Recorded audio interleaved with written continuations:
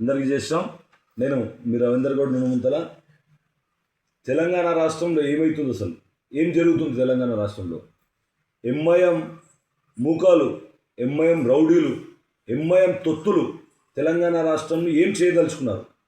దీనికి నిమ్మకు నీరెత్తినట్టు మన పోలీసు వ్యవస్థలాగా తయారైనట్టు అనిపిస్తుంది. ఈ వారం రోజుల్లో 3 ఇన్సిడెంట్లు, తల్వార్లతో, కత్తులతో, గన్నులతో దాడులు. ఏంది ఇది? ఏం జరుగుతుంది? ఒక కానిస్టేబుల్ని ఏకంగా చంపేయడం జరిగింది నిజామాబాద్లో కానిస్టేబుల్, సిసిఎస్ కానిస్టేబుల్ ఒక దొంగ, వాడు సుమారు ఒక 25 నుంచి 30 కేసుల దొంగ, వాడు ఒక కానిస్టేబుల్ని చంపేయడం జరిగింది. సరే, అదృష్టం సిపి గారు, నిజామాబాద్ సిపి గారు వాడిని ఎన్కౌంటర్ చేయడం చాలా సంతోషం. పోలీస్ వ్యవస్థకే అది ఒక మంచి పరిణామం అనిపించింది. అది దాటగానే 2 రోజులు గడవలేదు, మా గోరక్ష సోనుని ఒక ఇబ్రాహిం అనే వ్యక్తి ఒక ఎంఐఎం గూండా, ఎంఐఎం రౌడీ, ఎంఐఎంకి సంబంధించిన వ్యక్తి. వాడిపైన కూడా సుమారు కొన్ని కేసులు ఉన్నాయి. వాడు కూడా జైలుకి పోయించిండు. వాడు ఈరోజు మా సోను మీద గన్తో షూట్ చేయడం జరిగింది. అది అయిపోయిందని ఒక 2 రోజులు 3 రోజులు గడవలే, ఈరోజు ఏకంగా డీసీపీ పైనే కత్తులతో దాడి చేశారు. వాడు కూడా ఒక ఎంఐఎం సంబంధించిన వ్యక్తే. వాడు ఎంత ఘోరంగా అంటే, ఒక డీసీపీ పైన కత్తులతో దాడి చేయడం అంటే ఎంత అమానుషం, ఎంత ఘోరం.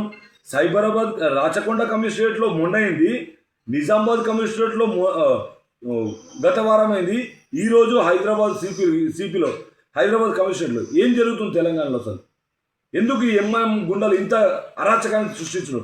డీసీపీ గారి పైనే దాడి చేయడం అనేది చాలా, అసలు పోలీస్ వ్యవస్థ పైన దాడి చేస్తే ప్రజలు క్షేమంగా ఉంటారా?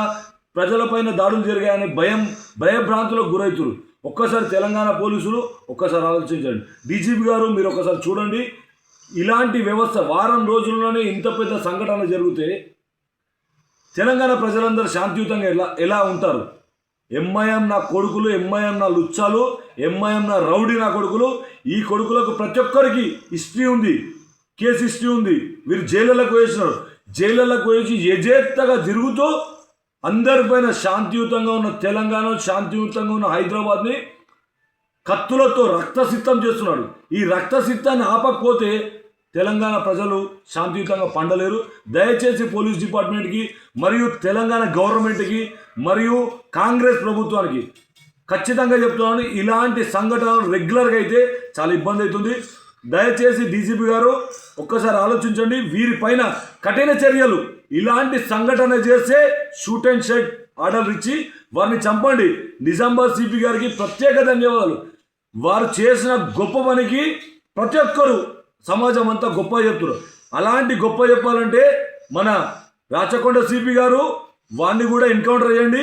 ఈరోజు వీళ్ళని కూడా ఎన్కౌంటర్ చేయండి. ఎందుకంటే ఈ సంఘటన వేరేటోటి చేయాలంటే వణుకు పుట్టాలి, భయం ఉండాలి. ఆ భయం లేక, తెలంగాణ పోలీస్ భయం లేక ఈ నా కొడుకులు ఇలాంటి ప్రవర్తన చేస్తున్నారు. ఈ ఎంఐఎం గుండాలే వీళ్ళందరూ, ఖచ్చితంగా ఎంఐఎం సంబంధించిన గుండాలే. దయచేసి తెలంగాణ ప్రజలు కూడా అప్రమత్తంగా ఉండండి.